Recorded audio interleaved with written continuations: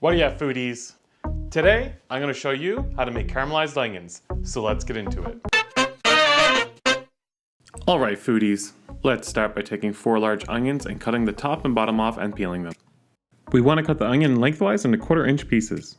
This is also a great way to improve knife handling skills. Practice makes perfect. Remember to keep your fingers tucked in and against the knife. Start slowly and speed will come with time. Also, as I forgot, make sure you remove the roots of the onions. Just cut it out before you start chopping. And once you have all your onions sliced, we're going to scoop them up and place them into a bowl and give them a good hand mix to make sure all the pieces break up and fall apart.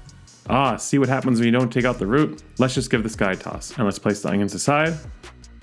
Now, for the next part, you're going to want to use a stainless steel pan or cast iron pan. Nothing non-stick.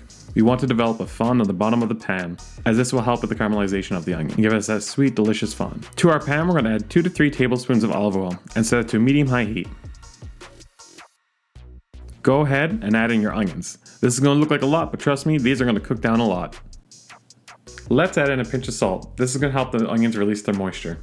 Be careful not to add too much salt here, as it will reduce down and make your onions very salty. Now we're going to stir these a lot for the next 5 minutes. See, there's that root again. I missed one. You're going to notice the onions are going to get soft and start to sweat and cook down.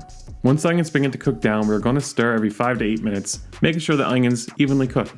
This process is going to take 45 to 55 minutes, so make sure you give yourself enough time to do this. You're going to slowly notice the onions are going to turn from white to brown. Towards the end of the cooking time, you're going to notice that fond on the bottom of the pan. It's going to be a nice brown color.